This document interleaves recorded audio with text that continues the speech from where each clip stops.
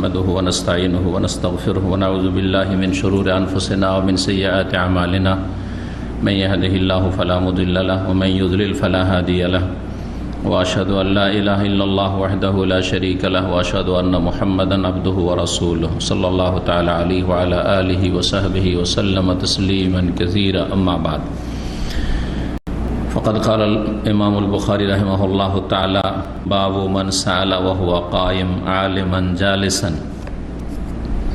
قال حدثنا عثمان قال أخبرني جرير عن منصور عن أبي وائل عن أبي موسى قال جاء رجل إلى النبي صلى الله عليه وسلم فقال يا رسول الله ما القتال في سبيل الله فإن أحدنا يقاتل غضبا ويقاتل حمية فرفع إليه رأسه قال وما رفع إليه رأسه إلا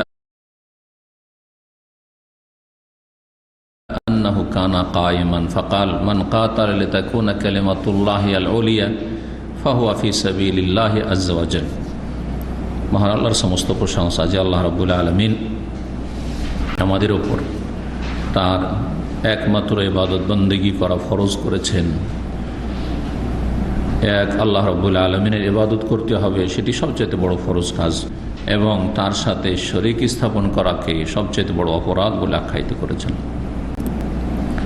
সমস্ত আমল যার মাধ্যমে আপনি আল্লাহ রাব্বুল আলামিন সন্তুষ্টি চান তা একমাত্র আল্লাহর জন্য নিখুঁত নির্ভেজাল হইতে হবে, ইখলাসের ভিত্তিতে হইতে হবে, তাহলে আমল কবুল হবে। সালাত এবং সালাম নাজিল হোক প্রিয় নবী সৈয়দুল মুরসালিন খাতামুন নবীন মুহাম্মদুর রাসূলুল্লাহ সাল্লাল্লাহু আলাইহি সাল্লামের উপর জীবনের প্রতিটি ক্ষেত্রে যার অনুসরণ করা আবশ্যক, যার অনুসরণ ইত্তেবার মাধ্যমে যাবতীয় ইবাদত বন্দেগী কবুল হয়। আমাদের ধারাবাহিক আলোচনা সহিহুল বুখারীর ইলমের পর্ব বা ইলমের বিবরণ, আজকে পর্ব নম্বর 14 এই কিতাবুল ইলমের। ইমাম বুখারীর কিতাবের অধ্যায় নম্বর হচ্ছে 45। বলছেন ইমাম বুখারী রাহিমাহুল্লাহু তাআলা বাবু মান সাআলা ওয়া হুয়া কাইম আলিমান জালিসান। এই অধ্যায় হচ্ছে এমন কোন ব্যক্তি সম্পর্কে যদি সে কোনো মাসআলা জিজ্ঞেস করে দাঁড়িয়ে দাঁড়িয়ে, ওয়া কায়মুন দাঁড়ানো অবস্থায়, আলেমান জালেসান বসে থাকা কোনো আলেমকে, কোনো শেখকে, জি কোনো ওস্তাদকে, কোনো আলেম বসে আছেন, আর দাঁড়ানো অবস্থায় কেউ যদি প্রশ্ন করে তো এটা জায়েজ, এটা ঠিক না এটা বেয়াদবি, এ মশালা জানা প্রয়োজন রয়েছে, এখনও প্রয়োজন রয়েছে, তাই না?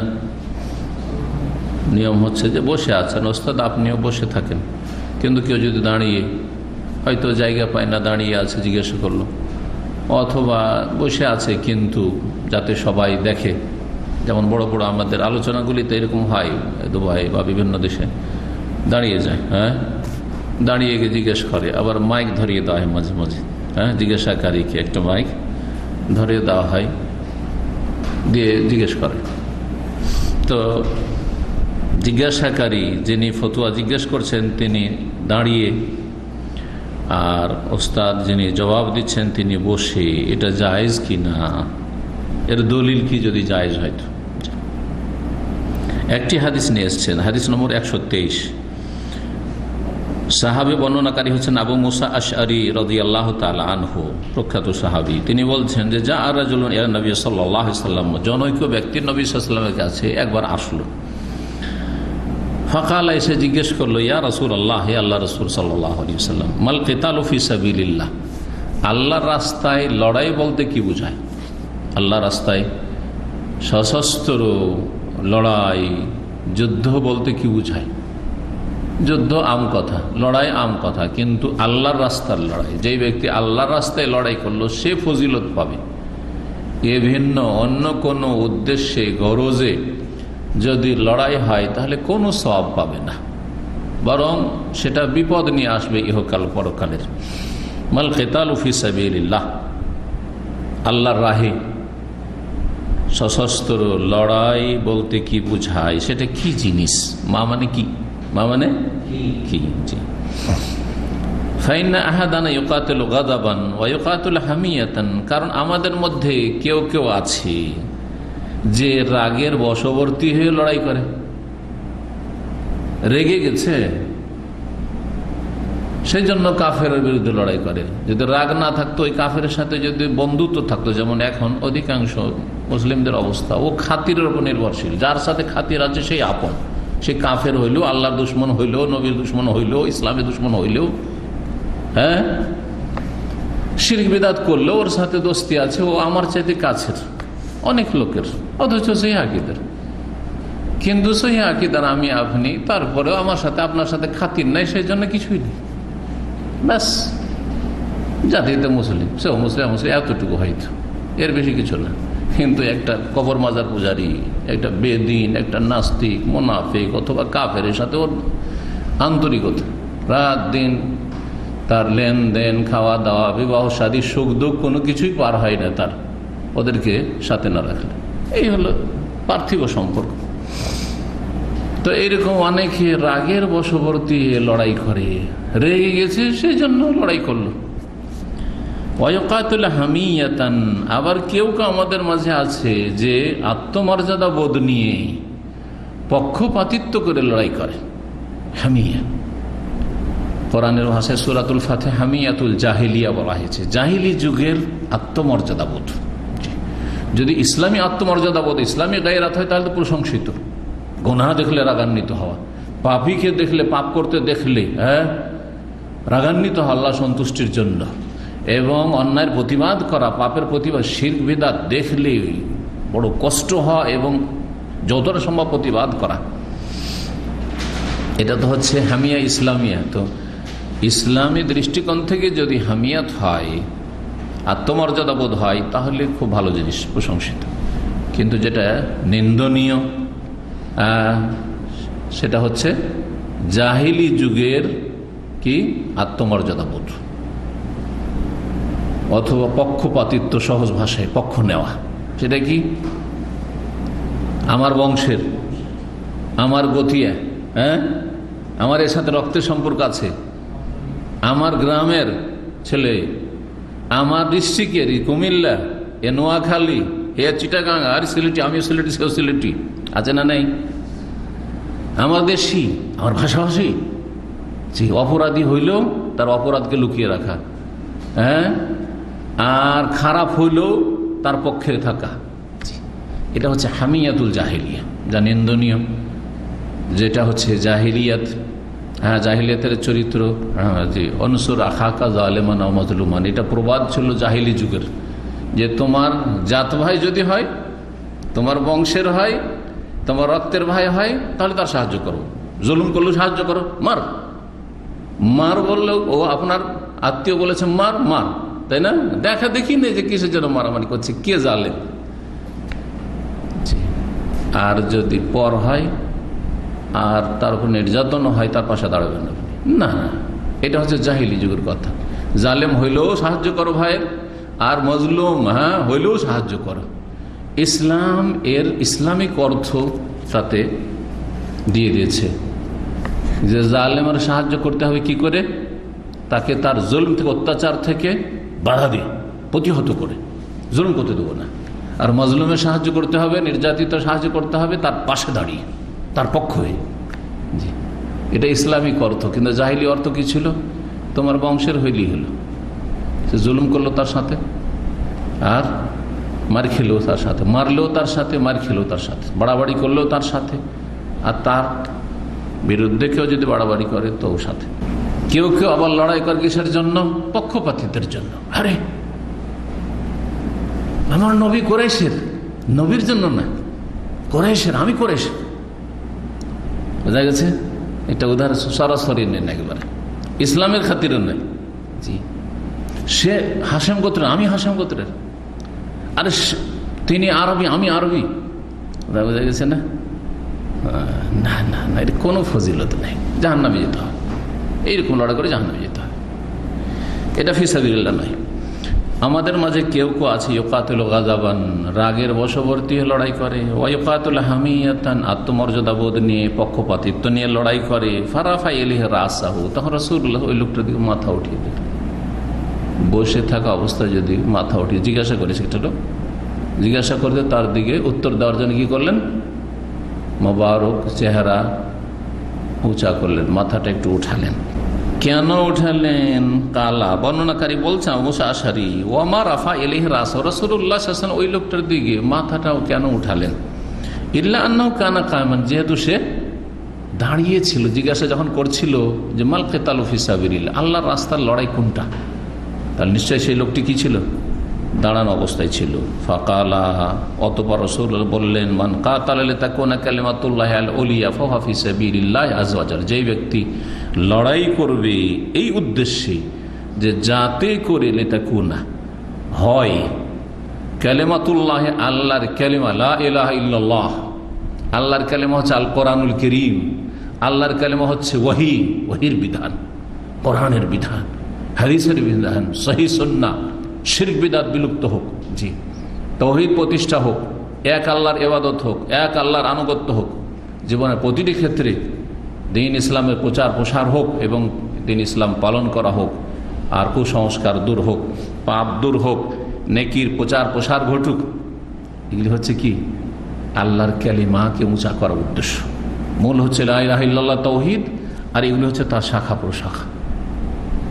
জি, যতগুলি শাখা প্রশাখার জন্য কাজ করবেন লা ইলাহা ইল্লাল্লাহ, আর লা ইলাহা ইল্লাল্লাহর শাখা প্রশাখা, ঈমানের শাখা প্রশাখা কতটি?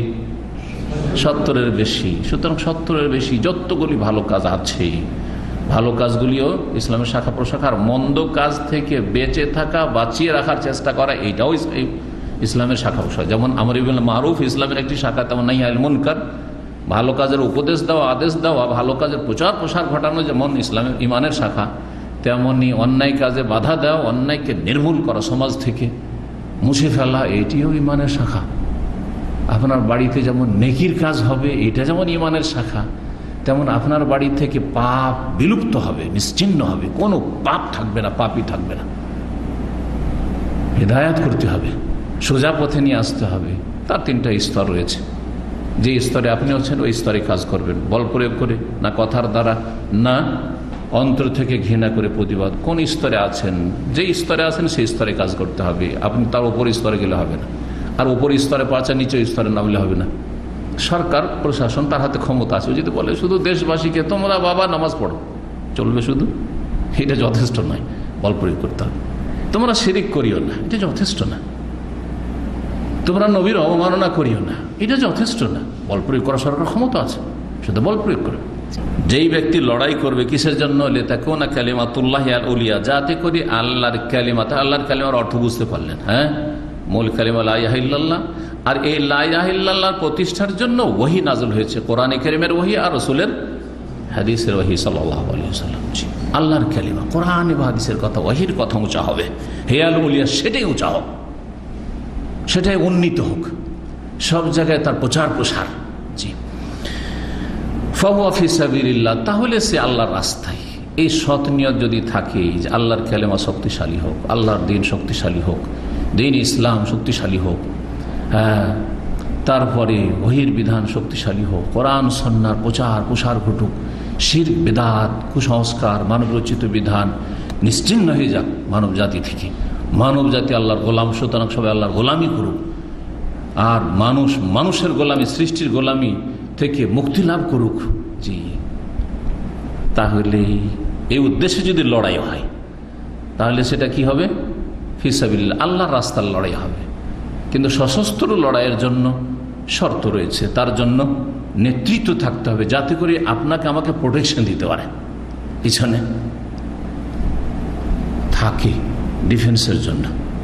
এই নয় যে 10টা লোক একটু ধার্মিক হয়েছেন, হ্যাঁ, দাও, লাফ দাও, একবারে ঝাঁপিয়ে পড়া না, আর তারপরে সেখানে গিয়ে সবগুলি আপনার মুসলিম শাসককে আপনাকে নিয়ে গিয়ে ভিতরে ঢুকাই দেবেন সারা জীবনের জন্য, আর বেরিয়ে আসবেন না। বোকামি খারেজিদের আর চরমপন্থীদের বোকামি ছাড়া, আর মূর্খতা ছাড়া কিছু নাই। কথা বুঝতে পারছেন না?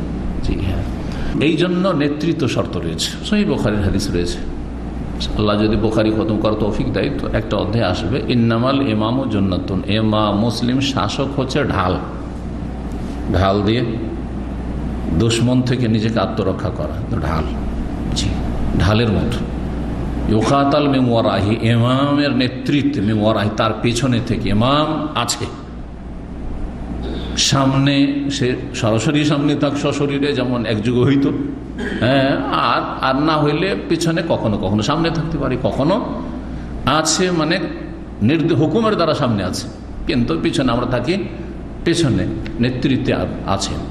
তাহলে নেতৃত্ব ছাড়া কোনো জেহাদ ইসলামে কখনো হয়নি, আর হবেও না। আর যদি কেউ করে তো সেই জেহাদ নয়, সেটা ফাসাদে পরিণত হবে এবং সেটার ফলাফল ভালো হয় না, দেখতে পাচ্ছেন। এটি হচ্ছে ফি সাবিলিল্লাহ। আল্লাহ রাব্বুল আলামিন যেন তৌফিক দান করেন। 46 নম্বর অধ্যায় বলছেন বাবু সোয়ালে ওয়াল ফুতিয়া ইনদা রামিল জামার। এই অধ্যায় হচ্ছে মাসলা মাসাইল জিজ্ঞাসা, সোয়াল মানে জিজ্ঞাসা করা, আল ফুতিয়া মানে ফতুয়া জানা। সওয়াল কথাটি ব্যাপক, যে কোনো জিজ্ঞাসাবাদ হইতে পারে, আর ফতুয়া বিশেষ করে দ্বীনি মাসলা মাসাইল আর ফিকহি মাসলা মাসাইলে ফতুয়া সাধারণত বলা হয়। তো এই জন্য দুটো শব্দ ব্যবহার করেছেন, যে কোনো জিজ্ঞাসা দিন সম্পর্কে, অল ফুতি অথবা ফতোয়া। তাহলে ফতোয়া কথাটি কোরআনে রয়েছে, ইস্তাফতুনাকা, আল্লাহ বলছেন হে নবী তোমাকে ফতোয়া জিজ্ঞেস করছে। সুতরাং এক শ্রেণীর মুনাফিক মুসলিম সমাজে আছে, জি, নাস্তিক আছে, যারা বলে এই ফতুয়াবাজি করছে এরা, এরকম বলে না। অযোগ্য যদি ফতোয়া দেয় তাহলে ঠিক আছে, কিন্তু যোগ্য ব্যক্তির ফতোয়া দেওয়ার অধিকার আছে এবং যোগ্য ব্যক্তির কাছে ফতোয়া নেওয়ার অধিকার রয়েছে। কোরআন কারীমের কথা, রাসূলুল্লাহ সাল্লাল্লাহু আলাইহি ওয়াসাল্লামের হাদিসের কথা। কেউ যদি ফতোয়ার ওপর কেউ যদি কটাক্ষ করে বা আপত্তি তুলে আর ফতোয়াবাজি বলে আখ্যায়িত করে, তাহলে তারা ইসলামের দুশমন। সে ঘরের দুশমন হইতে পারে আর পরের দুশমন হইতে পারে। জি, ঘরের দুশমন থেকে বেশি সাবধান থাকতে হবে। জিজ্ঞাসা করা এবং ফতোয়া জানা সম্পর্কে অধ্যায় কোথায়? ইনদা রামিল জামার। হজ মৌসুমে কঙ্কর মারছিল জামরাতে, জামরায় পাথর মারার সময়, জামরায় পাথর মারা হজের ইবাদতে মানুষ ব্যস্ত রয়েছে, সেই সময় কেউ যদি মাসআলা জিজ্ঞাসা করে তো কেমন?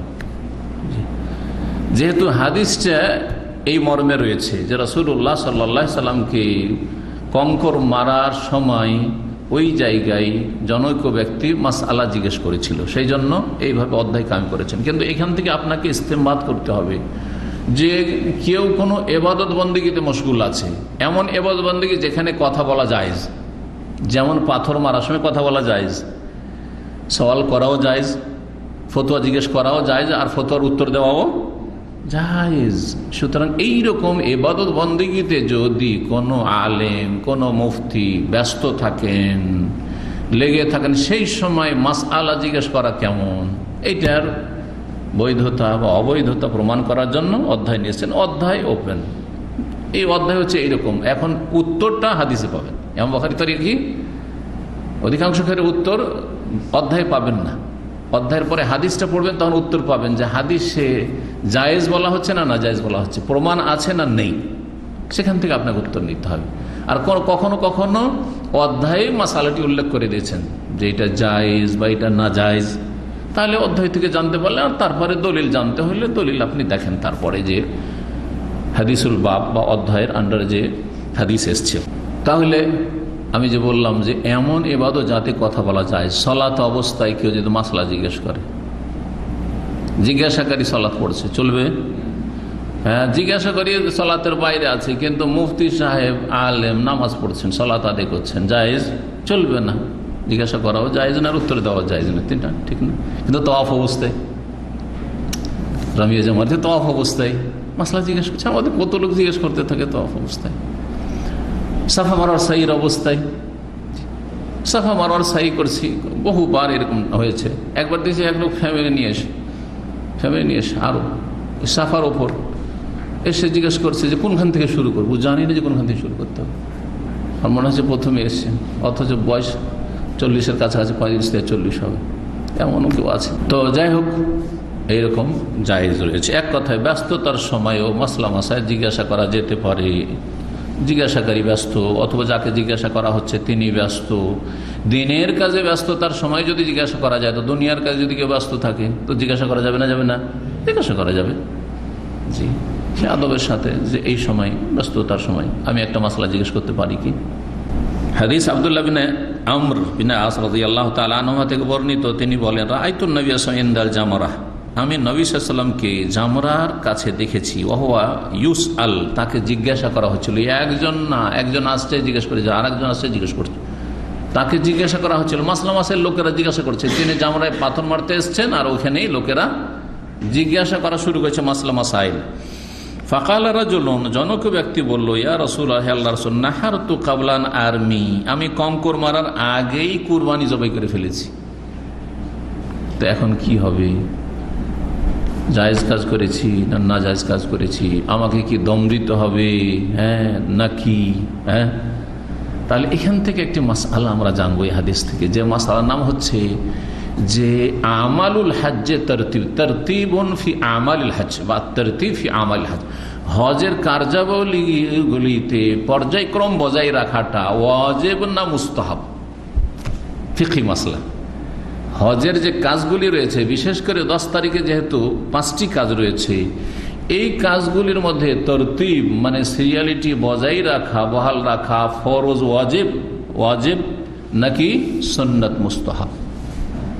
হানাফি মাযহাবে ওয়াজিব। সুতরাং আগে পরে করে দিলে দম দিতে হবে তাদের কাছে। ওয়াজিব ছুটলে ঘাটতি পূরণে কি করতে হবে? দম দিতে হবে। পক্ষান্তরে অধিকাংশ আইম্মায়ে কেরাম, ফুকাহায়ে কেরামদের কাছে, আর সেটি হচ্ছে শক্তিশালী, সেটির দলিল হচ্ছে এটি, এবং বুখারীর মত এটি, এই জন্য হাদিস নিয়ে এসছেন আর অধ্যায় নিয়ে এসছেন। আর এই হাদিসটি বারবার করে আসবে আর এসেছে বিভিন্ন জায়গায়, বিভিন্ন মাসালার সাথে সম্পর্কের কারণে এই হাদিসকে ইমাম বুখারী নিয়ে এসছেন। সেটা হচ্ছে যে কেউ যদি ভুলবশত করে দেয় তো জায়েজ, কিন্তু উত্তম হচ্ছে, আফজাল হচ্ছে, বা সুন্নত হচ্ছে, মুস্তাহাব হচ্ছে। এই ভাষাগুলি সব কাছাকাছি। সুন্নতটা হচ্ছে মুস্তাহাব, আর মুস্তাহাব মানে ভালো, আর ভালো মানে আফজাল, উত্তম, উৎকৃষ্ট, আর ওর মানে হচ্ছে উত্তম। বোঝা গেছে? ফরজ ওয়াজিব নাই। যখন সুন্নত বা মুস্তাহাব, তাহলে কেউ যদি উল্টো পাল্টা করে দেয়, আগে পরে করে দেয়, তাহলে ঘাটতি পূরণের জন্য কি লাগবে না? দম লাগবে না, দম লাগবে না।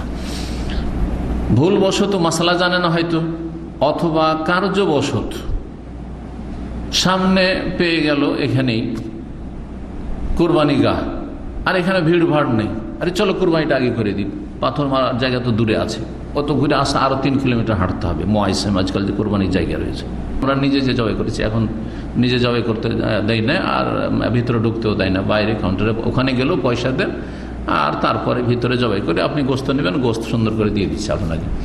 যদি আপনি মেনার কোরবানির জায়গাতেও যান তবুও। কিন্তু এক সময় আমরা রক্তে, আল্লাহু আকবার, রক্তে পা ডুবে যেত, মানে হাঁটুর নিচ পর্যন্ত এত রক্ত, সেইগুলিতে মানুষ যেত, ভালো পরিবেশ ছিল না। তারপরে ওইভাবেই জবাই করে আসত। গেছি 1-2 বার আর কি,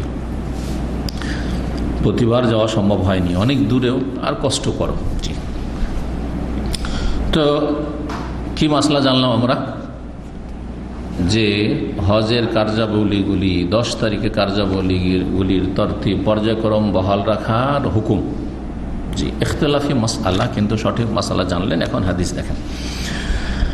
নবী সাল্লাল্লাহু আলাইহি ওয়াসাল্লামকে জিজ্ঞেস করলেন যে আমি নাহার মানে জবাই করে ফেলেছি কুরবানি, কাবলান আরমি, কি করার আগে? রেমি করার আগে, মানে কঙ্কর মারার আগে, জামরাতে পাথর মারার আগে। শয়তান বলবে না শয়তানকে পাথর মারা, জামরাকে পাথর মারা বা কঙ্কর মারা। কি বললেন রাসূলুল্লাহ সাল্লাল্লাহু আলাইহি ওয়াসাল্লাম? ইরমি ওয়ালা হারাজ, এখন তুমি কঙ্কর মেরে নাও, ওয়ালা হারাজ, কোনো ক্ষতি নেই বা কোনো দোষ নেই। লা হারাজ, হারাজ মানে সংকীর্ণতা। ইসলামে এই সংকীর্ণতা মানে কোনো আপত্তি নেই, কোনো অসুবিধা নেই, কোনো ক্ষতি নেই, যে অর্থই করেন চলবে। জি, ওমা জাআলা আলাইকুম ফিদ্দীন মিন হারাজ, কোরআনে কারীমে হারাজ শব্দটি ব্যবহৃত হয়েছে। দিনের ক্ষেত্রে কোনো জটিলতা নেই বা সংকীর্ণতা নেই, দিন সহজ। এর বিপরীত ইউরিদুল্লাহু বিকুমুল ইউসর, আল্লাহ তোমাদের জন্য সহজ করতে চান, ওয়ালা ইউরিদু বিকুমুল উসর, আল্লাহ কঠিন করতে চান না। ওয়াকাল আখার, অপর ব্যক্তি বলল, ইয়া রাসূলুল্লাহ, হে আল্লাহর রাসূল, হালাকতু ক্বাবলা আন আনহার, আমি জবাই করার আগে মাথা মুন্ডন করে নিয়েছি। জবাই করার আগে কি করেছি? মাথা মুন্ডন করে। আগে কি করা উচিত ছিল?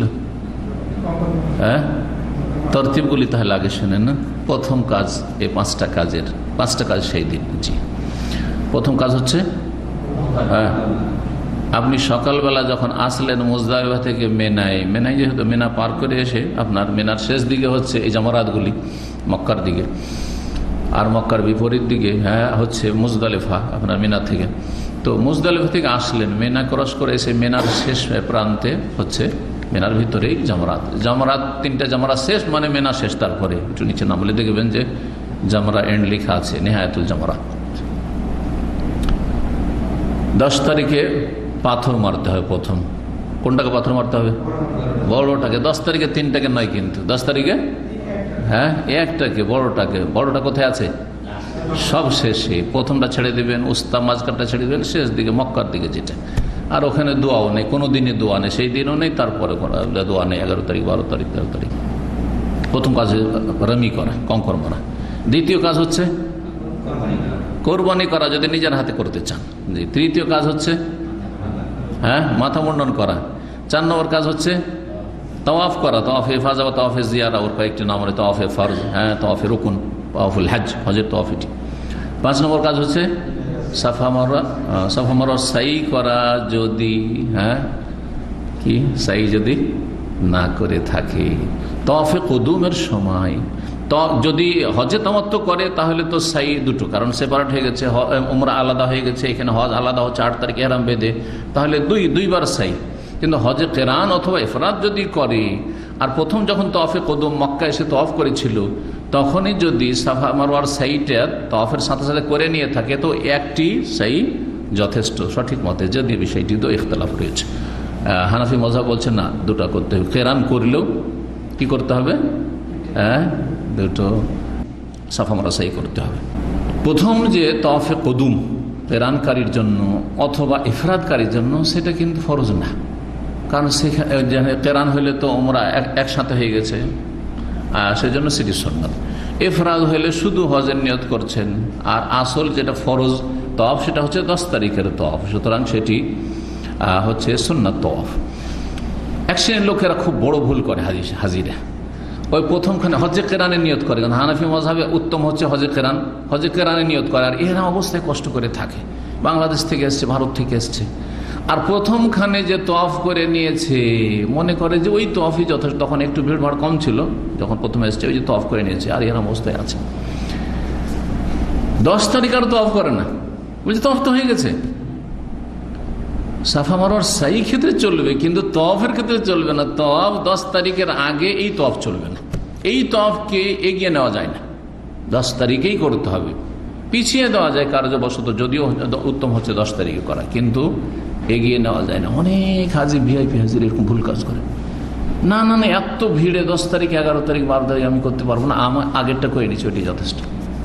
হজে যে কত লোক এরকম ভুল করে, তাহলে 5টি কাজ হয়ে গেল না। এটি হচ্ছে কি তরতিবটা, পর্যায়ক্রমটা উত্তম সুন্নাত। এখন যতগুলি ওর খেলাফ দেখবেন সেটা উত্তমের খেলাফ হয়েছে। তারপরে রাসূলুল্লাহ কি বলেন ওকে, ওই লোক যে বললো, এক লোক বলে হালাক তো কাবলা আনহার, আমি কোরবানি করার আগে মাথা মুন্ডন করে নিয়েছি। তাহলে আগে তা কি করতে হতো? 1 নম্বরে পাথর মারা, আর তারপর 2 নম্বরে কোরবানি করা, আর তারপরে মাথা মুন্ডন। কিন্তু মাথা মুন্ডন আগে করে নিয়েছে, আর হ্যাঁ কোরবানি পরে। কালা ইনহার ওয়ালা হারাজ, তুমি কোরবানি করো, জবাই করো, কোনো অসুবিধা নেই।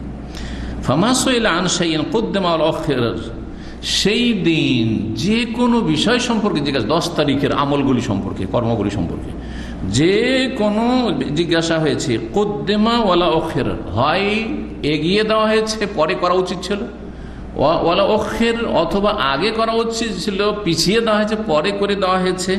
ইল্লা কালা, প্রত্যেকের জবাবে একটি বাক্য শুধু বলেছেন রাসূলুল্লাহ সাল্লাল্লাহু আলাইহি ওয়াসাল্লাম, সেটা ইফআল ওয়ালা হারাজ, করে নাও কোনো অসুবিধা নেই, করে নাও কোনো অসুবিধা নেই, কোনো আপত্তি নেই, ক্ষতি নেই।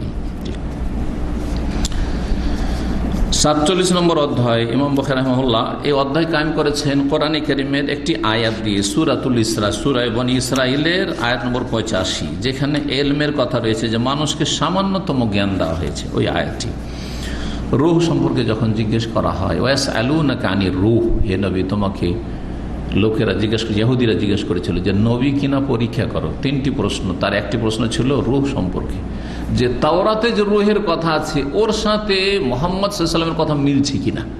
যদি মিলে যায় তাহলে জানবো যে সত্য নবী, আর যদি তাওরাতের বিপরীত বলে তাহলে জানবো যে মিথ্যাবাদী। মিলে গিয়েছে তাওরাতের উত্তর সাথে, তারপরেও কিন্তু তারা ইসলাম গ্রহণ করেনি। এটাই হচ্ছে পথভ্রষ্টদের চরিত্র। কোরআন এবং হাদিসের কথা যতই বলেন না কেন, তাওহীদ সুন্নাতের কথা যতই বলেন না কেন, এক শ্রেণীর মুসলিম সমাজে যারা শিরককারী আর বিদআতকারী আছে বা চরমপন্থী আছে, পথভ্রষ্ট আছে, যারা বাড়াবাড়ি করে, এরা কি যতই হেদায়েতের কথা বলেন, প্রথম বলে আমরা কোরআন হাদিসের কথা মেনে নিব, যদি কোরআন হাদিস দেখিয়ে দেন না এটা মানা যাবে না, এটার অর্থ আমাদের এমন বুঝেনি। হ্যাঁ, তারা এটার অর্থ অবশ্যই বুঝেছেন, আপনার চাইতে বেশি বুঝতেন ওনারা। জি হ্যাঁ, এক তবলিগীকে ফাজাইল আমলে শিরক পর্যন্ত দেখিয়ে দেওয়া হলো এই ইসলাম সেন্টারে, আজকে থেকে 18 বছর আগে। মসজিদে আমদি করতো এখানে, এই পুরানা মসজিদে দেখিয়ে দেওয়ার পরে সে বলছে যে দেখেন আমরা কিছু বুঝি না, মৌলানা জাকারিয়া আমাদের চাইতে অনেক বেশি বুঝতেন। কিভাবে গুমরাহ করে! আল্লাহু আকবার। মানুষ যখন শয়তানকে সুযোগ দেয় গুমরাহ করার জন্য, আর তাওহীদ সুন্নাতের কাছে না আসে, আর জ্ঞান চক্ষু না খুলে, ব্রেনটা খুলতে হবে, নিরপেক্ষ হইতে হবে। এইরকম এক শ্রেণীর লোকের অপপ্রচার চালাচ্ছে। তাওহীদ সুন্নাতের কথা বললে, ভালো কথা বললে তাদের পছন্দ হয় না, কারণ তারা সুযোগ আছে কি করে অপপ্রচার করা যায়, কি করে মানুষকে বিভ্রান্ত করা যায়, কি করে বোকা লোক কে কানা কাহাই করে দেখানো যায়, এই উদ্দেশ্যে লেগেছে, অসৎ উদ্দেশ্য। আল্লাহ এদের অনিষ্ট থেকে মুসলিম উম্মাহকে রক্ষা করেন এবং এদের অনিষ্ট ওদের দিকে আল্লাহ ফিরিয়ে দেন। ওয়াসআলুনাকা আনির রূহ, তোমাকে হে নবী লোকেরা জিজ্ঞেস করছে রূহ সম্পর্কে, আত্মা সম্পর্কে। রূহ সম্পর্কে বোঝার ক্ষমতা আছে, মানুষের বোধ ক্ষমতা সীমিত, অতটাই বুঝতে পারবেন, ওর বেশি বুঝতে পারবেন না। যেমন দৃষ্টিশক্তি, শোনার শক্তি কিন্তু সীমিত। আমার কথা এখানে শুনছেন, তাই না? পাশের রুম থেকে শুনতে পারবেন না। তাহলে শ্রবণ শক্তি সীমিত, চোখের শক্তি সীমিত। খোলা ময়দানেও, মাঠেও যদি দাঁড়িয়ে মরুভূমিতে বেশ কিছু দূর পর্যন্ত দেখতে পাচ্ছেন, আর তারপরে ধোঁয়া আর ধোঁয়া, হ্যাঁ, আকাশের দিকে মেঘমালা, অন্ধকার আর অন্ধকার, আর কিছু দেখা যায় না। ঠিক ওই রকমই মানুষের ব্রেন বুদ্ধি সীমিত। তারা জিজ্ঞেস করছে তোমাকে রূহ সম্পর্কে, বলি রূহ মিন আমরি রব্বি, হে নবী বলে দাও যে রূহ হচ্ছে আমার প্রতিপালকের একটি নির্দেশ মাত্র, আল্লাহর হুকুম।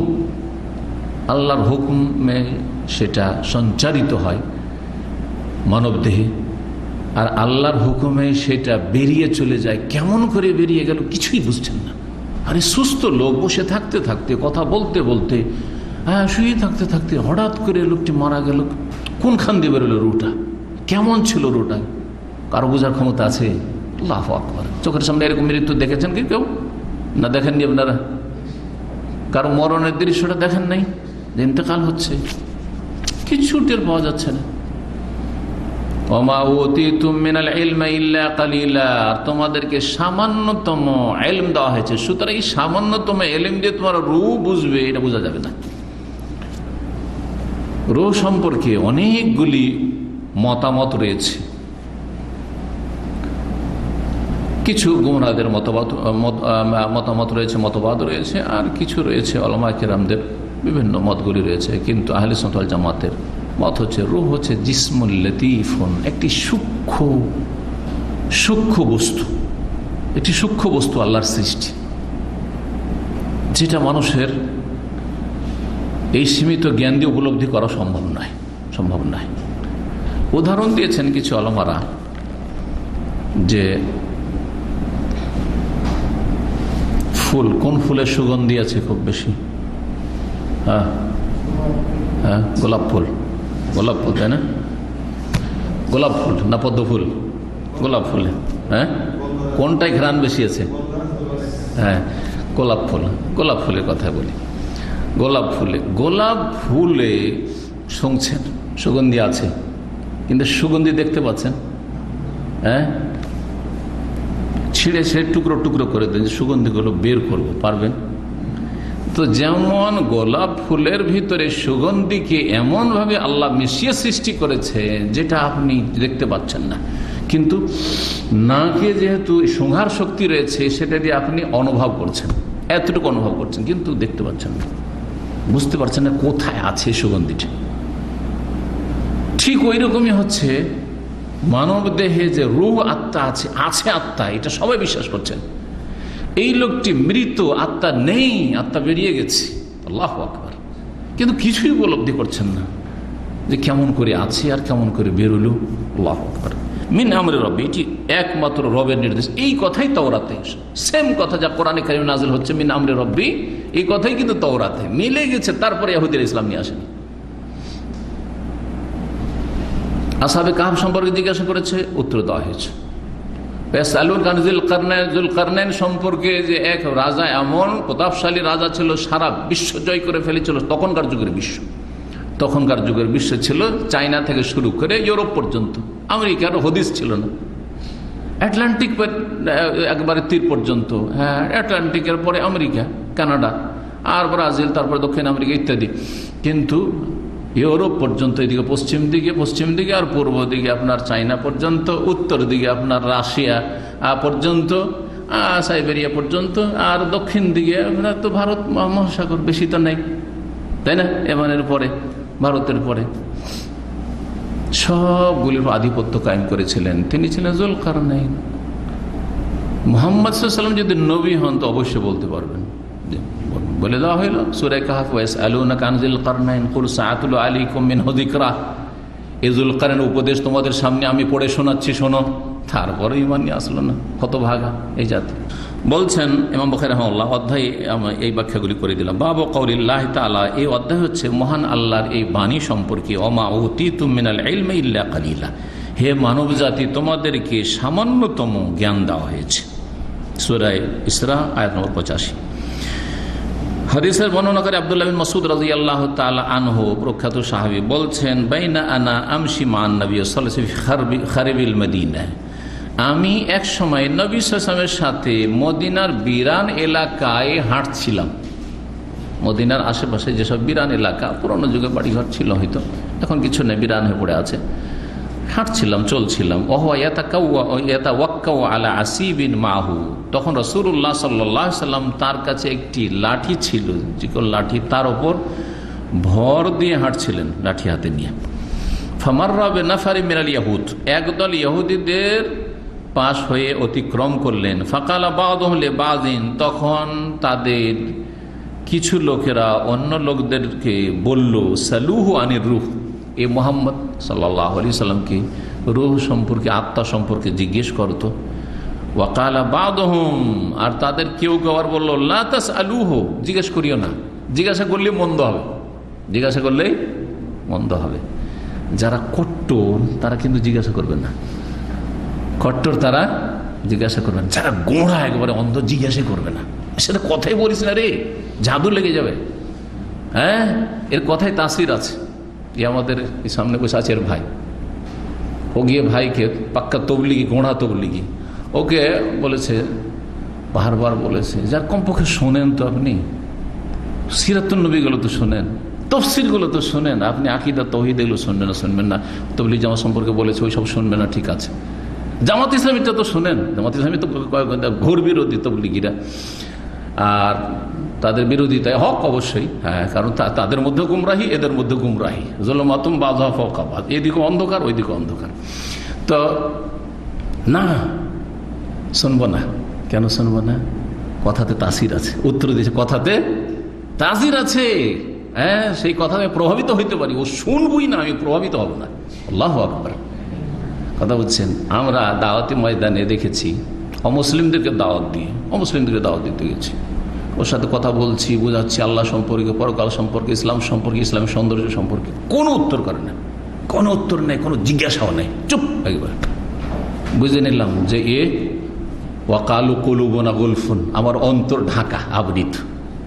ইহুদিরা বলেছিল, বাল্লানাহুমুল্লাহ বিকুফরিহিম, তোমাদের কুফরের কারণে আল্লাহ তোমাদেরকে রহমত থেকে বঞ্চিত করেছেন, হেদায়েত নসিব হবে না। পক্ষান্তরে কিছু অমুসলিম অথবা বিদাতীদেরকে কথা বললে হ্যাঁ হ্যাঁ করে, তারপরে একটা জিজ্ঞাসা করে ফেললো, এটা কিছু জিজ্ঞেস করে ফেললো, যে কোনো একটা, তখন আমাদের একটা কি হয়, আশা হয় যে এ যখন মুখ খুলেছে তখন দিল খুলেছে। যখন দিল খুলেছে আর মুখ খুলেছে তখন হেদায়েতের চান্স আছে। জি জি। তো আপনারা যখন আত্মীয় স্বজনকে দেশে গ্রামে গিয়ে দাওয়াত দেবেন, দেখবে যে লোকটার মন মানসিকতা কেমন। যদি আপনার কোনো উত্তর না দেয়, তবলিগীরা কোনো উত্তর দেবে না, চুপ করে। ওদেরকে ওদের মুরব্বীরা শিখিয়ে রেখেছে যে ওই একটা আয়াত ফিট করে দিয়েছে আমাদের ওপর। কথা বোঝা গেছে? যারা ওদেরকে দাওয়াত দেবে তবলিগীদেরকে, ওদের উপর একটা আয়াত ফিট করে দিয়েছে যে ওয়া আরে জানিল জাহিলিন, জাহেলদেরকে এড়িয়ে চলো, জাহেলদের থেকে মুখ ফিরিয়ে নাও। আর তোমাদের বিরুদ্ধে যদি তবলিগের বিরুদ্ধে কেউ বলে জাহেল, সুতরাং তার কথা মোটে শুনবে না, প্রতি উত্তর করবে না, কোনো জবাবই দেবে না, প্রতিক্রিয়াই দেখাবে না একবার। বোঝা গেছে? এমন যে মনে হচ্ছে যে আপনি এত বড় শত্রু, যে এরকম শত্রু আপনি পৃথিবীতে কোনো কথা নেই। ওরা কখনো হেদায়েত হবে না। কিন্তু যে আপনার দিকে তাকাচ্ছে, হুহা করছে, কোনো একটা প্রশ্ন করে ফেললো, আপনার কিছু বলার সুযোগ দিল, ঠিক আছে, তখন বলবে যে আচ্ছা চিন্তা করছি, আমি কমপক্ষে বলে আচ্ছা চিন্তা করছি, একটু পড়াশোনা করি, আমি আর একটু পড়াশোনা করি, দেখি, যাচাই করি। ভালো কথা, এটা শুভ লক্ষণ। কিছু ইহুদিরা বললো, আরে লা তাসআলুহু, এ মুহাম্মদ সাল্লাল্লাহু আলাইহি ওয়াসাল্লামকে জিজ্ঞেস করিও না, লা ইয়াজিউ ফিহি বিশাইইন তাকরাহুনাহু, না হইলে এমনটা না হয় যে এমন কিছু নাজিল হয়ে যাবে কোরআনে যেটা তোমাদের জন্য কি হবে, অপছন্দনীয় হবে, তোমাদের উল্টো কিছু নাজিল হয়ে যেতে পারে, সেজন্য জিজ্ঞাসাই করিও না, ওর সাথে কথাই বলিও না। কালা ফাকালা বাযুহুম, কিন্তু কিছু লোকেরা বলল লানাস আলান, অবশ্যই জিজ্ঞেস করবো, দেখি একটু যাচাই বাছাই করে দেখি। লানাস আলান্নাহু ফাকাম রাজুলুম মিনহুম, ইহুদিদের একজন দাঁড়ালো, দাঁড়িয়ে বলল, ফাকাল ইয়া আবুল কাসিম, হে আবুল কাসিম। তারা কখনো রাসূলুল্লাহ বলতো না, কখনো ইয়া নবী আল্লাহ বলতো না, কারণ নবী রাসূল বলে বিশ্বাসই করতো না। হয় ইয়া মুহাম্মদ বলতো, না হলে কি বলতো, একটু ভদ্রতার খাতিরে বললে ভদ্রতার সাথে বলি আবুল কাসিম, কুনিয়াত দিয়ে বলতো, হে কাসিমের আব্বা, আবুল কাসিম। মার রুহ, রুহ কি জিনিস?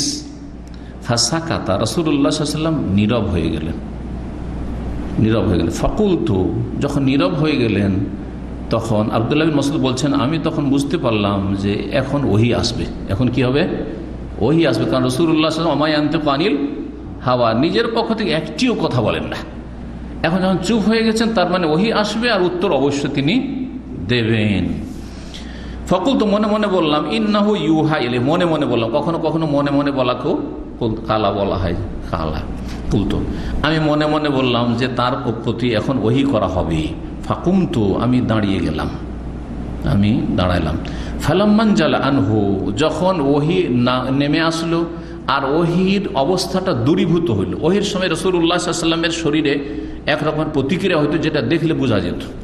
বিভিন্নভাবে ওহী আসতো, ওহীর অধ্যায় এগুলো আলোচনা করি। তার মধ্যে একটা হচ্ছে যে রাসূলুল্লাহ সাল্লাল্লাহু আলাইহি ওয়াসাল্লাম খুব ভারাক্রান্ত হয়ে যেতেন, খুব ভারী হয়ে যেতেন শরীর, আর অন্যরকম একটা হতো, বোঝা যেত যে এখন ওহী নাযিল, কিচ্ছু দেখা যাচ্ছে না, জিবরিল যে এসছেন আলাইহিস সালাম, কিচ্ছু বোঝা যেত না, দেখা যেত না। কখনো কখনো জিবরিল ইসলাম মানুষের রূপে চলে আসতেন, খুব কম। আর অনেক সময় মানুষের রূপে আসলে দাহিয়া কালবি, সাহাবীর রূপ ধরে আসতেন, সুন্দর সাহাবী ছিলেন, তার রূপ ধরে আসতেন। কখনো কি হইতো, ঝনকার হইতো, যেমন কোনো শিকলের আওয়াজ হয়, ওই রকম সালসালাতুল জারাস, ঘন্টার আওয়াজের মতো ঝনঝন ঝনঝন করে আওয়াজ হইতো। জি। ফাকালা, তখন রাসূলুল্লাহ বললেন, এই আয়াত পড়ে শুনিয়ে দিল, ওয়াসআলুনাকা আনির রূহ, হে নবী তোমাকে এরা জিজ্ঞেস করছে রূহ সম্পর্কে, আত্মা সম্পর্কে। কুলির রূহ মিন আমরি রব্বি, বলে দাও যে রূহ হচ্ছে আমার প্রতিপালকের একটি নির্দেশ মাত্র। ওমা উতু মিনাল ইলমি ইল্লা কালিলা, একটি কেরাতে রয়েছে, অপরিশুদ্ধ কেরাত, যে তাদেরকে সামান্যতম, উতু রয়েছে, উতিতুম নেই, তাদেরকে সামান্য, গায়েবের সেগা, তাদেরকে সামান্য, গায়েব মজহুল, তাদেরকে সামান্যতম জ্ঞান দেওয়া হয়েছে। আর প্রসিদ্ধ যে মশহুর কেরাত, মশহুর মুতাওয়াতির, সেটা হচ্ছে ওমা উতিতু মিনাল ইলমি ইল্লা কালিলা। ইমাম আমাশ, সুলাইমান আল আমাশ, তিনি বলছেন, হিয়া কাযা ফি কিরাতিনা, তাদের একটি কিরাত ছিল অপ্রসিদ্ধ, কিরাতে সাজা। আমাদের কিরাতে এইরকম ছিল, ওমা উতু মিনাল ইলমি ইল্লা কালিলা। 48 নম্বর অধ্যায় বলছেন, বাবু মান তারাকা বাদাল ইখতিয়ার মাখাফাতা ইয়াকসুরা ফাহমু বাযিন নাস আনহু ফায়াকাউ ফি আশাদ্দ মানহু। এই অধ্যায় হচ্ছে এমন ব্যক্তি সম্পর্কে, যেই ব্যক্তি কোনো পছন্দনীয় কাজ বা কোনো বৈধ কাজ, ইখতিয়ার মানে মুখতার, যদি মুখতার মানে পছন্দনীয় হয়, আবার ইখতিয়ার মানে অপশন, মানে এটাও ঠিক ওইটাও ঠিক, মানে একটা বৈধ কাজ। তাহলে বৈধ তখনই না অপশন বলবো, যে আপনার সামনে দুটো অপশন আছে, এটাও করতে পারেন ওইটাও করতে পারেন, ঠিক না? তো ইখতিয়ার, আজকাল কম্পিউটারের ভাষায় ইখতিয়ার বলা হচ্ছে অপশনকে। জি, আপনি আরবি মিডিয়াম যদি কম্পিউটার করেন তো ইখতিয়ার আসবে, আর যদি ইংলিশ মিডিয়াম করেন তখন অপশন লেখা আসবে। জি, কেউ যদি কোনো বৈধ কাজকে ছেড়ে, একটা কাজটা জায়েজ অথবা কাজটা পছন্দনীয়, অনেক সময় ভালো কাজটা, তারপরও কাজটা পরিত্যাগ করলেন না আপনি, কেন? মাখাফাতা ইয়াকসুরা ফাহমু বাযিন নাস আনহু, এই আশঙ্কা, এই ভয়ে যে কিছু লোক এই বিষয়টি উপলব্ধি করতে অপারগ হবে, বুঝতে পারবে না, বোধগম্য হবে না কিছু লোকের, অবুঝ লোকদের, ফায়াকাউফি আসাদ্দামান মিনহু, সুতরাং তারা এর চাইতে বড় অপরাধে লিপ্ত হবে, প্রতিক্রিয়া হবে বা ভুল বুঝাবুঝি হবে, যার ফলে ক্ষতিগ্রস্ত হবে, আরো উল্টো কি হবে, হিতে বিপরীত হবে। এইরকম যদি আশঙ্কা থাকে তো কোনো পছন্দনীয় কাজকেও ছেড়ে দেওয়া বা কোনো জায়েজ বৈধ কাজকে ছেড়ে দেওয়া, এটি হচ্ছে শরীয়তের একটি গুরুত্বপূর্ণ বিষয়। এটাকে আপনি হালকা মনে দেখবেন না। যেমন প্যান্ট শার্ট পরা জায়েজ না, না জায়েজ? যদিও প্যান্টটা নিয়ে ইখতিলাফ রয়েছে, টাকনার উপরে হইল। আলবানী রাহমাহুল্লাহ বলছেন যে প্যান্টটা পশ্চিমাদের পোশাক, কিন্তু অধিকাংশ সেই আকিদার ওলামারা বলছেন যে প্যান্ট জায়েজ আছে, আর শার্টে তো কোনো অসুবিধা নেই। শার্ট, পাঞ্জাবি ছাড়া, জুব্বা ছাড়া যদি কেউ শার্ট পরে, জামা যেগুলো, তো জায়েজ কিনা? না সবাইকে জুব্বা পরতে হবে? না, এমন কিছুই না। বা সবাইকে পাঞ্জাবি পরতে হবে? না, পাঞ্জাবি পাঞ্জাবিদের পোশাক, সেই জন্য পাঞ্জাবি ওর না, তাই না? এখন কোন আলেম বাঙালি সমাজে, আমি বলবো না যে দক্ষিণ ভারতে কেরালায় আর শ্রীলঙ্কা ও দেশে চলছে, তাই না, তামিলনাড়ুতে, মাদ্রাজে চলবে, কিন্তু পশ্চিমবঙ্গে অথবা আসামে অথবা বাংলাদেশে কোনো আলেম যদি শার্ট পরে বেড়ায় তাহলে তার সমাজে কোনো সম্মান থাকবে? যতই বড় আলেম হোক না কেন, তাকে যদি শার্ট পরে সমাজের লোক দেখে নেয়, আর যদি খুতবায় উঠে যায়, জুমার খুতবায়, তাহলে গ্রামবাসী, এলাকাবাসী টাইনা হেঁচড়ে নামিয়ে দেবে, ঠিক কিনা? কাজটা তো জায়েজ, কিন্তু কিছু লোকেরা বুঝবে না বিষয়টি, এটা মনে করবে যে এটা কি কোনো আলেম হইল নাকি, এটা আলেম নাকি এইরকম পোশাক পরেছে, হঠাৎ, তাই না? তো ক্ষতি হলো না হলো না, কত বড় ক্ষতি হয়ে গেল। সে আলেম থেকে কত কি শিখতে পারতো, দিন শিখতে পারতো, তাই না? আর একটা উদাহরণ দিই, টুপি না পরা এক শ্রেণীর কিছু সহি আকিদার সীমা লঙ্ঘনকারী কিছু ভাইরা রয়েছে, এরা ভুল কাজ করছে, টুপি বিরোধী একটা অভিযান চালাচ্ছে। এরা টুপি পরবে না, কারণ রাসূলুল্লাহ সাহাবায়ে কেরাম সব টুপি পরতেন। এইসব যুক্তি পেশ করি পাগলরা, টুপি পরবে না। বাঙালি সমাজে টুপি না পরে কোনো আলেম যদি চলে, তোর সম্মান থাকবে? তাহলে ভাই বিনা টুপিতে চলা জায়েজ, কিন্তু সেটি ছেড়ে দিলেন কারণ কিছু লোকেরা ভুল বুঝবে যে এরা টুপি পরে না, এরা আলেমই নয়, এরা ইহুদি নাসারার দালাল। এমনি তো দালাল বলছে, তাওহীদ সুন্নাতের কথা বললি যখন ইহুদি নাসারার দালাল বলছে, শিরক বিদআত থেকে সতর্ক করলি যদি ইহুদি নাসারার দালাল বলে, তাহলে টুপি না পরলে কি না করে, কথা বোঝা গেছে? সুতরাং টুপি পরে থাকবেন, এটাই উচিত। আপনার সম্মানটা আপনি বজায় রাখেন, আর আপনার থেকে মানুষকে বেশি উপকৃত হতে দেন। আপনি যদি আপনার এই সম্মানটা বহাল রাখেন তো বেশি লাভবান হয় মানুষ আপনার কাছ থেকে শিখবে, কিছু উপকৃত হয়। পক্ষান্তরে আপনি নিজেই কিন্তু ক্ষতি করে দিলে আপনার থেকে অনেক লোক দূরে সরে যাবে এই আপনার লেবাস পোশাক দেখে, হয় না? জি, রাস্তাতে প্রয়োজনে পান করা, দাঁড়িয়ে প্রয়োজনে পান করা জায়েজ, খাওয়ার কথা বলছি না। কিন্তু কোনো আলেম যদি রাস্তাতে সে না একটা জুস দাঁড়িয়ে দাঁড়িয়ে খায়, সেন্টারের সামনে বাইরে দাঁড়িয়ে, কেমন বলেন? খারাপ না?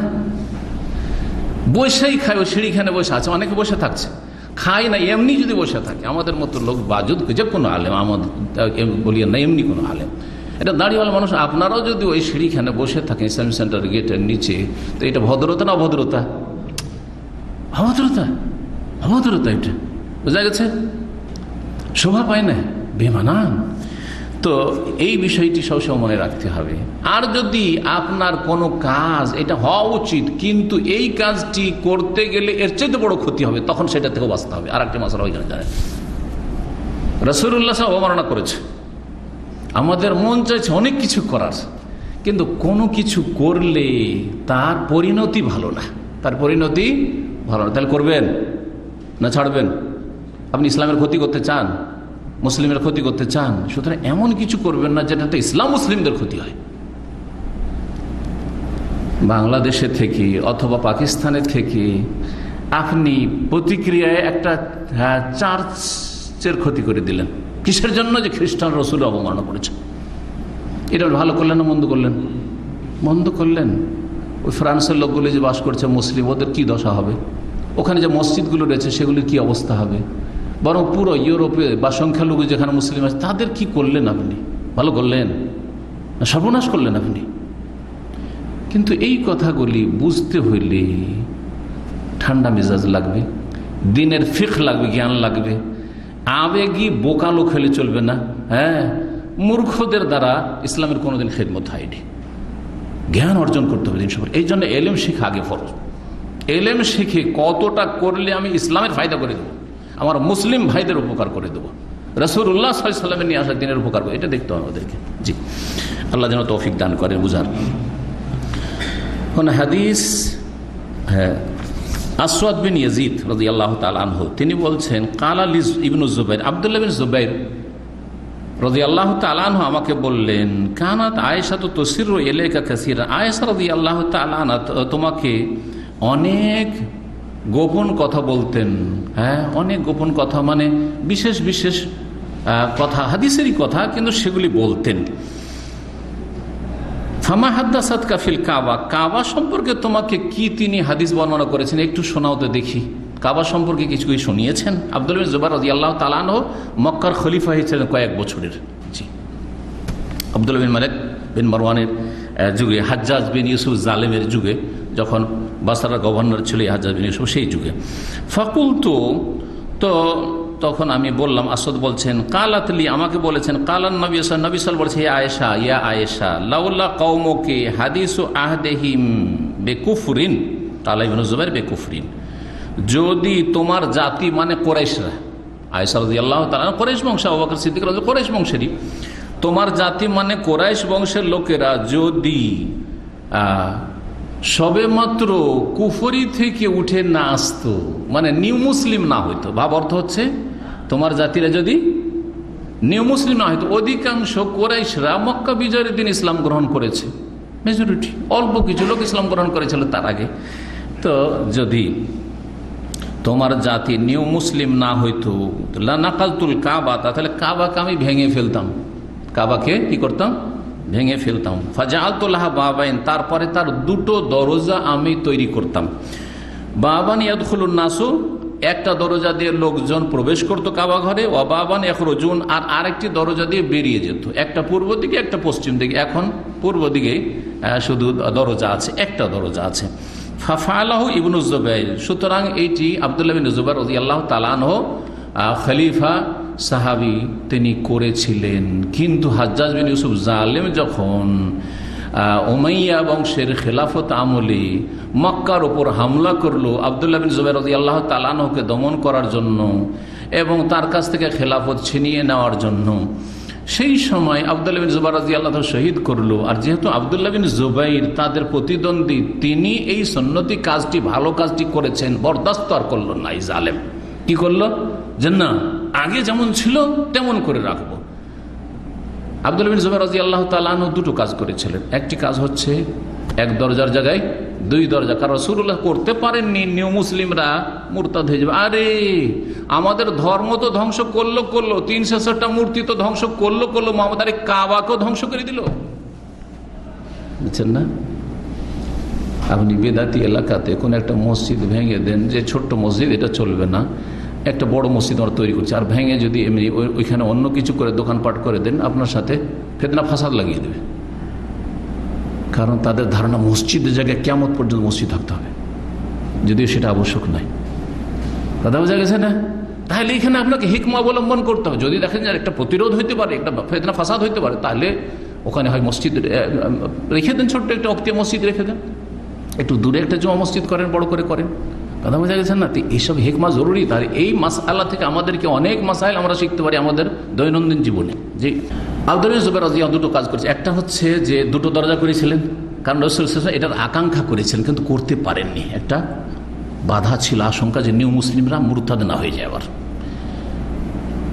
ক্ষতি না হয়ে যায়। আর একটি কাজ করেছিলেন যে এত উঁচাতে দরজা মানুষ উঠতে পারেন না, দরজা একবারে সমতল মাটির সাথে লাগিয়ে দরজাগুলি করেছেন যাতে সহজে মানুষ ঢুকে যায় আর সহজে ওদিক দিয়ে বেরিয়ে যায়। এখন কি সিঁড়ি লাগাইতে হবে, তারপরে উঠতে হবে, আর যেই দরজা দিয়ে ঢুকবেন সেই দরজা দিয়ে বেরোতে হবে। আল্লাহর ফয়সালা ওই এক দরজাতেই থেকে গেল, কিন্তু রাসূলুল্লাহ সাল্লাল্লাহু আলাইহি ওয়াসাল্লাম আকাঙ্ক্ষা করে সেই আকাঙ্ক্ষা পূরণ করে দিয়েছিলেন।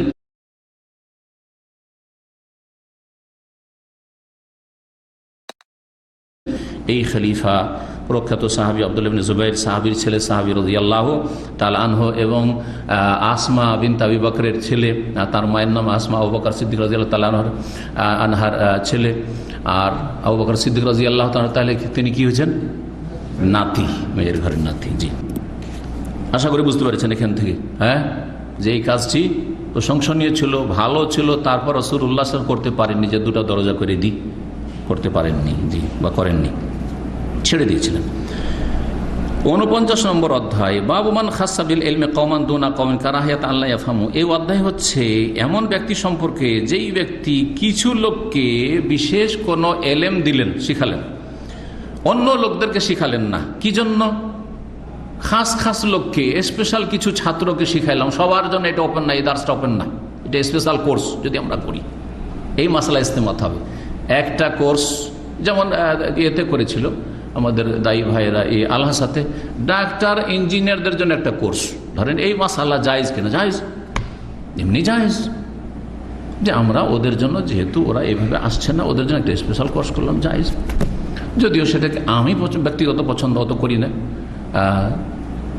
কিন্তু জায়েজ, জায়েজ কেন জায়েজ বলবো না। আবার আমরা যদি এর ভিত্তিতে না করে, মানে পেশার ভিত্তিতে না করে, আমাদের যেগুলো পুরাতন সিনিয়র ছাত্র যারা সব কথা বুঝে তাদের জন্য একটা সিনিয়রদের জন্য কোর্স, এটা মানহাজের ক্লাস, সবাই নতুন লোক এসে মানহাজের কথা বলছি, জামাত ইসলামের মধ্যে এই ভুল আছে, তবলিগদের মধ্যে এই ভুল আছে, এদের মধ্যে দেওবন্দীদের মধ্যে এই ভুল আছে, বুঝবে না। আরে এইটা হচ্ছে গিবত সেন্টার, বলছে না মূর্খগুলো, গন্ড মূর্খগুলো বলছে এটা গিবত সেন্টার, হ্যাঁ গিবতী। কিন্তু সিনিয়র ছাত্ররা বুঝবে যে আসলে আমাদের যে বক্রতা আছে সোজা করতে হবে, সাইজ করতে, সাইজ করার কথাটা তো বাংলা ভাষা, তাই না? একে সাইজ করতে হবে, তার মানে ও বাঁকা আছে, ওকে সোজা করতে হবে। তো এই যে ফিরকাগুলো বাঁকা হয়ে আছে, জামাত ইসলামী বাঁকা হয়ে আছে, ইখওয়ানি বাঁকা হয়ে আছে, তবলিগ বাঁকা হয়ে আছে, দেওবন্দি বাঁকা আছে, বেরেলভি বাঁকা হয়ে আছে, চরমনাই বাঁকা আছে, সরসিনা বাঁকা হয়ে আছে, তো সাইজ করতে হবে না? সাইজ করতে হবে, জি, সাইজ করা ফরজ। লা ইলাহা ইল্লাল্লাহ, আগে সাইজ ক্লিন করো, তারপরে তখন সাজাও ইল্লাল্লাহ। বোঝা গেছে? ঘর বাড়ি সাজাবার আগে ক্লিন করতে হবে, পরিষ্কার পরিচ্ছন্ন করতে হবে। তো খাস লোকদেরকে কিছু এলেম দেওয়া যায় কিনা, কি জন্য? কারাহাত আল্লাহ ইয়াফহামু, এই আশঙ্কায় যে সাধারণ জনগণ বুঝবে না, সুতরাং তোমাদের জন্য এই দার্স এলাও না, বা এই মাসলাগুলি তোমাদেরকে বলছি না। আমরা অনেক ফতোয়ার ক্ষেত্রে আমভাবে বলি না, না বললে কি হবে, সুবিধাবাদী হয়ে যাবে। ওর একটা মাসআলা যদি এখানে বলে দিচ্ছি, সুন্নতের মাসলা, সুন্নতের রাতে বা দিনের রাতে যে 12 রাকাত বা 10 রাকাত সুন্নাত পড়লে গুনাহ হবে না ইত্যাদি, এইসব মাসালা সাধারণ লোককে বলা দরকার। পড়েন, কেউ যদি জিজ্ঞাসা করে যে যদি সুন্নাত ছেড়ে দিই তো গুনাহ হবে কি না, বলে পড়েন, পড়লে স্পেশাল নেকি আছে, স্পেশাল জান্নাতে আল্লাহ আপনার জন্য, হ্যাঁ, রাজ প্যালেস তৈরি করবেন। পজিটিভ বললাম, কথা বোঝা গেছে না? কিন্তু খাস লোক যদি জিজ্ঞেস করে তখন তার জন্য খাস উত্তর হবে। একজন লোক মাশাআল্লাহ কোরআন হাদিস বুঝে, আলেম না হইলেও অনেকটা এলেম রাখে, তার জন্য অন্যরকম ভাবে বলবো। তখন সে আসল মাসআলাটা জানতে চায়। অনেক গুনাহ আছে, গুনাহ কিন্তু কাবিরা নয়, সাগীরা। সাগীরা বললেও করা শুরু করবে, সাগীরা বললে করা শুরু করবে। সুতরাং ও সাগীরা না কাবিরা যদি জিজ্ঞেস করে, আমরা উত্তরে বলবো না যে এটা সাগীরা, বলবো যে গুনাহ করিয়েন না আপনি। কথা বোঝা গেছে না? হিকমা দিনের ক্ষেত্রে, দাওয়াতের ক্ষেত্রে, ফতোয়ার ক্ষেত্রে অবশ্যই হিকমত লাগবে। এই কথাগুলি এখানে শেখানো হয়েছে। এর নাম হচ্ছে ইমাম বুখারীর ফিকহ, ইমাম বুখারীর যে জ্ঞান দিন সম্পর্কে। আলী রাদিয়াল্লাহু তাআলা আনহু বলতেন, হাদ্দিসুন নাস বিমা ইয়ারিফুন, মানুষ যতটা বুঝে ততটা বয়ান করো, যতটা বুঝে ততটা বর্ণনা করো। আতুহিব্বুনা ইউকাযযাবাল্লাহু ওয়া রাসূলুহু, তোমরা কি পছন্দ করো যে আল্লাহ এবং রসুলকে মিথ্যা মনে করা হোক? এমন এমন কথা বললে, আরে কি বলছে রে, কি বলছে রে, সব নতুন রে।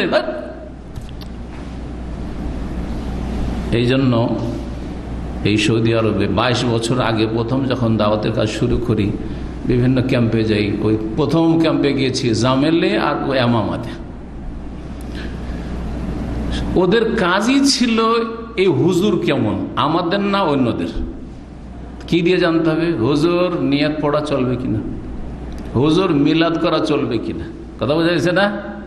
আরে ওখানেও কেমন করে যে সাইজ করতে হবে, সাইজ করেছি তখন, আস্তে আস্তে সাইজ করেছি। মসজিদের ইমাম লম্বা পাগড়ি সারসিনা ছিল, আব্দুল হক ভাই চলে গেছে বরগুনার, হেদায়েত হয়ে চলে গেছে আলহামদুলিল্লাহ। আমার সামনে কান্না করে করে গেছে, আলহামদুলিল্লাহ আল্লাহ হেদায়েত করেছে, খুশিতে কান্না করে গেছে, আলহামদুলিল্লাহ ফিনিশ গেছে। সে লম্বা পাগড়ি আগে থেকে রাখা থাকতো, আসলো ইমাম, তার পিছনে বসে আছি আমি, আমার পিছনে দর্শ দেবো আমি, পাগড়িটা উঠাইলো আর বাঁধলো সুন্দর করে, কারণ 70 গুণ সওয়াব নিবে, জাল হাদিস 70 গুণ সওয়াব পাগড়ি বাঁধলে। সাপের মতো পাগড়ি পড়ে আছে ওর ওই জায়নামাজের ওপর, পাগড়ি বাঁধলো আর বাঁধার পরে সলাৎ শুরু করলো। সলাতের পরে মোনাজাত ধরলো, সম্মিলিত মোনাজাত। আর সলাৎ শুরু করার আগে একবার আমাকে বললো যে শেখ নামাজ পড়ান, ইমামতি করে বললো না। 6 মাস বলেনি, 6 মাস পরে আমাকে নিজেই বলছে যে শেখ নামাজ পড়ান। বুঝতে পেরেছেন? আমার দিকে তাকাইতো না, প্রথম তাকাইতো না, সালাম ফিরে নামাজটা পড়িয়ে টান দিত। আমাদের 2-1 জেনারেল শিক্ষিত ভাইরা ছিল, ওরা নিয়ে বসতো, মাইকটা ঠিক করতো, মাইকটা দিতে বাধ্য, কারণ কোম্পানির ওপরে শেখ আব্দুল হাকিম যে মালিক আছে সৌদি, হ্যাঁ, সুতরাং ওটাও ভয় আছে যে দর্শে বাধা দেওয়া যায়, কিন্তু সাথে সাথে টান দিত। বাংলাদেশ মসজিদে একটা জামাত ইসলামী মোল্লা আছে, ওই রকম মাইক ছেড়ে দিত আর সাথে সাথে টান দিত। একবার তাকাইতো না, হয়েছে আমার দিকে একটু তাকাইলো তো সালাম আলাইকুম বলে ওর অন্তরটা খোলার চেষ্টা করবো, তাকাইতো না আমার দিকে, কথা বুঝতে পেরেছেন? তো এদের মধ্যে জামাত ইসলামের মধ্যে যে সবাই দিল খোলা, একেবারে গোড়া আউযুবিল্লাহ। কিন্তু ক্ষমতা হইতো না, এটা হচ্ছে তৌহিদের দেশ, সুন্নতের দেশ, যে এইখানে দর্শে আলোচনায় বাধা দিবে। ভারত বাংলাদেশে পারবে, এখানে তার পারছ না, কথা বোঝা গেছে না? তো তাদের সাথে ভালো আচরণ করেছি। ছেলেরা উস্কানি দেওয়ার জন্য জিজ্ঞেস করতো যে শেখ পাগড়ি পরা কেমন, থামো এগুলো পরে, নামাজে পাগড়ি পরা কেমন, সম্মিলিত মোনাজাত আচ্ছা পরে। এখনই যদি বলি লাগাম কষা ধরি তো মুশকিল, ও রশি ছেড়ে দেবে, এবার রশি ছেড়ে দেবে, হেদায়ত হইতো না। আল্লাহ দেশে হেদায়ত হয়ে গেছে আলহামদুলিল্লাহ, বহু লোক এইভাবে হেদায়ত। দাওয়াতে হেকমত জরুরি, এই হেকমতের কথা শেখানো হয়েছে। আলী রাদিয়াল্লাহু তাই বলেছেন যে মানুষ যতটা বুঝে, হাদ্দিসুন নাস বিমা ইয়ারিফুন আতুহিব্বুনা ইউকাযযাবাল্লাহু ওয়া রাসূলুহু, মানুষ যতটা বুঝে ততটা বলো। তোমরা কি চাও যে আল্লাহ এবং রাসূলকে মিথ্যা মনে করা হোক? না, মোটেই না। হাদিস, 2টো হাদিস রয়েছে, এই দিন ইনশাআল্লাহ শেষ করব। আনাস বিন মালিক রাদিয়াল্লাহু তাআলা বলেন, আন্না রাসূলুল্লাহ সাল্লাল্লাহু আলাইহি ওয়া মুআয রাদিফুহু আলার রাহলি, রাসূলুল্লাহ সাল্লাল্লাহু আলাইহি ওয়াসাল্লাম ছিলেন বাহনে, মানে উটের পিঠে, এবং মুআয রাদিয়াল্লাহু তাআলা তার পিছনে বসেছিলেন আলার রাহলে, উটের পালকির উপর। পালকি তো বুঝেন, আমাদের দেশের পালকিতে পীরেরাকে বহে, অথবা আপনার বিয়ের বরকে নিয়ে যায়। হিন্দুদের পালকিটা এখন জানি না, কিন্তু আমরা 10-20 বছর আগে দেখেছি। মুসলিম সমাজে শুনেছি যে পীরেরাকে নাকি পালকিতে করে গ্রামে কাঁধে করে নিয়ে আসে মুরিদানরা, বেকুপেরা। তো এই পালকি দেখেছেন না? দেখেননি পালকি? বাঙালি জাতি পালকি ঘাড়ে করে, আর এটা পালকির মতো থাকে, সেজন্য পালকি দিয়ে অর্থ করেছেন বাংলা অনুবাদকরা। সেটা হচ্ছে উটের ওপরের পালকি, উটের ওপর পালকির মতো করা আছে। ওখানে 2-3 বসতে পারবে ভিতরে, অনেক সময় স্বামী স্ত্রী 2জন বসে নির্জনে গল্প বিনোদনও করতে পারবে, এইরকম ব্যবস্থা, ওইটা রাহাল। এই জন্য পালকির অর্থ করলাম। কালা বসেছিলেন পিছনে মুআয রাদিয়াল্লাহু আনহু।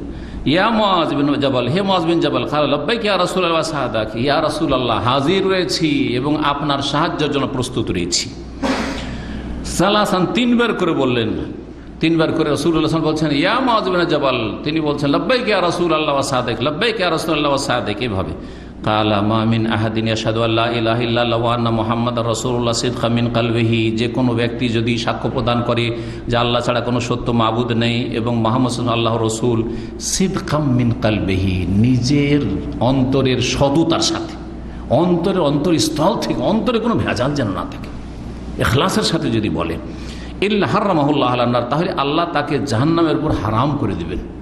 যেই ব্যক্তি অন্তরের সততার সাথে বলবে লা ইলাহা ইল্লাল্লাহ, আল্লাহ ছাড়া আমার কোনো মাবুদ নেই, সত্য মাবুদ নেই, সেই ব্যক্তি ইবাদত করবে না, প্রথম ইবাদত 5 ওয়াক্ত সালাত পড়বে না, অসম্ভব কথা। সেই জন্য এই হাদিস থেকে মোটা খায়, মোটা বুঝে যারা মনে করে যে কলমা পড়লেই মুসলিম হয়ে যায় আর কলমা পড়লেই জান্নাত চলে যায়, এটা মূর্খদের কথা। কালেমাতে কি বলা হয়েছে? লা ইলাহা ইল্লাল্লাহ, আল্লাহ ছাড়া কোনো সত্য মাবুদ নেই। আর মুসলিমের জন্য প্রথম ইবাদত তো হচ্ছে সিজদা করা, প্রথম ইবাদতই হচ্ছে সালাত আদায় করা, 5 ওয়াক্ত সালাত আদায় করা। একজন মুসলিম কালেমা পড়লে তাকে কি বলবেন? যে শিরক মুক্ত হইলে, কুফরি মুক্ত হইলে এখন প্রথম কাজ হচ্ছে উযু করো, হ্যাঁ, আর তারপরে চলো সালাত পড়তে। এইখানেই পার্থক্য, সে মুসলিম আসলে না কাফের, ঈমান এবং কুফরের মাঝে পার্থক্যকারী এটি।